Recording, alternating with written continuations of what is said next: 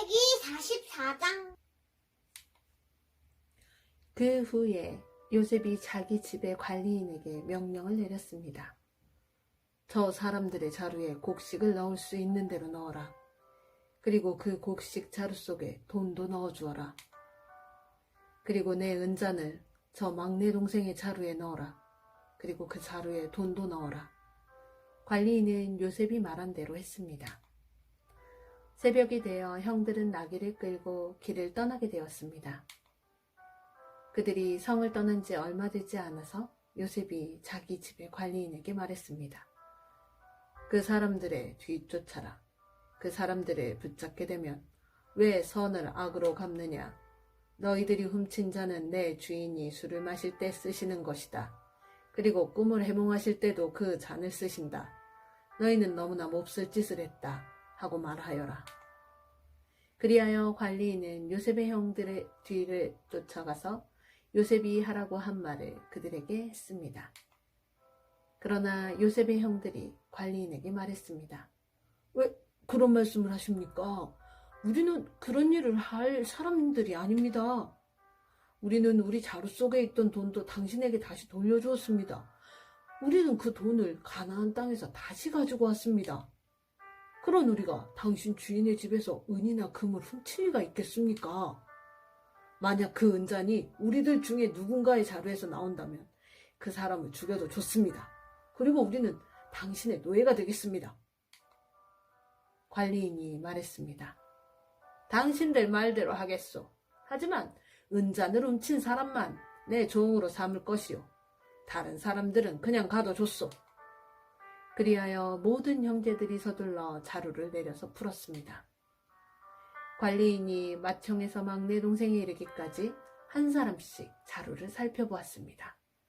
관리인은 베냐민의 자루 속에서 은잔을 찾아냈습니다. 형들은 너무나 슬퍼서 자기 옷을 찢었습니다. 그들은 자루를 나귀에 다시 실은 뒤에 성으로 돌아갔습니다.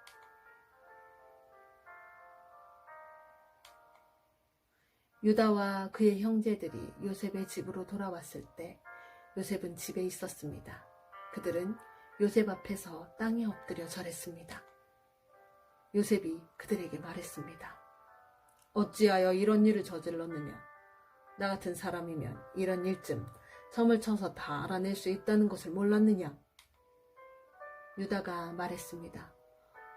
총리님께 무슨 말씀을 드릴 수 있겠습니까? 그리고 우리에게 죄가 없다는 것을 어떻게 보여드릴 수 있겠습니까? 하나님께서 우리의 죄를 드러내셨습니다. 그러니 이 잔을 훔친 베냐민뿐만 아니라 우리 모두가 총리님의 종이 되겠습니다. 그러나 요셉이 말했습니다. 그런 일은 내게 있을 수 없다. 오직 은잔이 그 짐 속에서 발견된 사람만이 내 노예가 될 것이다. 나머지 사람들은 자유롭게 너희 아버지께로 돌아가도 좋다.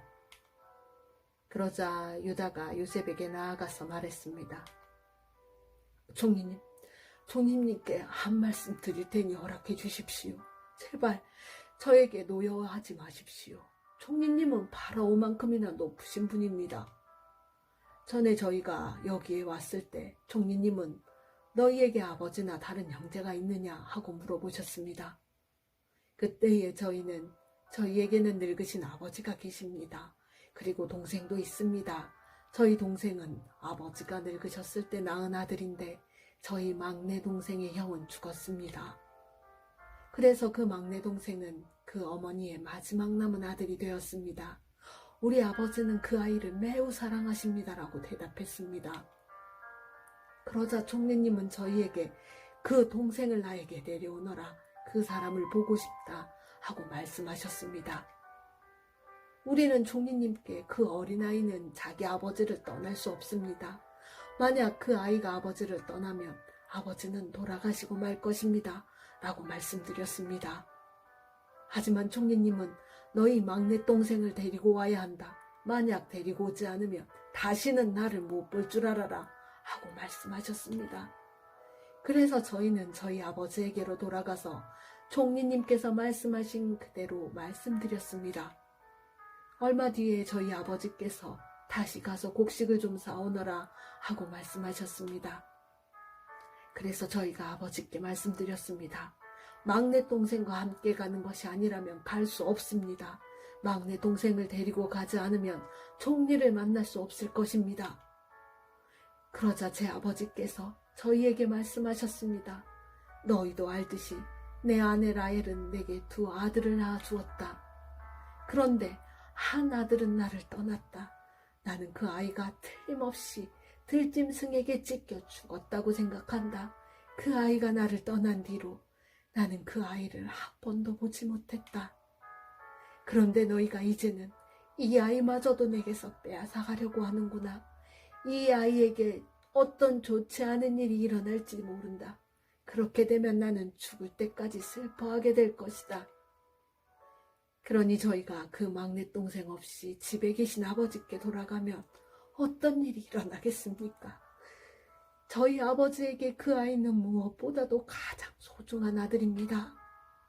아버지께서 만약 그 아이가 저희와 함께 오지 않은 것을 아신다면 아버지는 돌아가실 것입니다. 그렇게 되면 저희는 아버지를 돌아가시게 한 죄인이 되고 맙니다. 저는 아버지께 그 아이를 무사히 돌려보내드리겠다고 약속했습니다. 저는 아버지에게 만약 제가 그 아이를 아버지에게 돌려보내지 못하면 두고두고 그 죄값을 받겠습니다 하고 말했습니다. 그러니 제발 저를 남겨두어 종으로 삼으시고 그 아이는 형들과 함께 집으로 돌아가게 해주십시오. 그 아이를 데리고 가지 않는 한 저는 아버지께로 돌아갈 수 없습니다. 저는 아버지가 슬퍼하시는 모습을 차마 볼 수 없습니다. 아멘.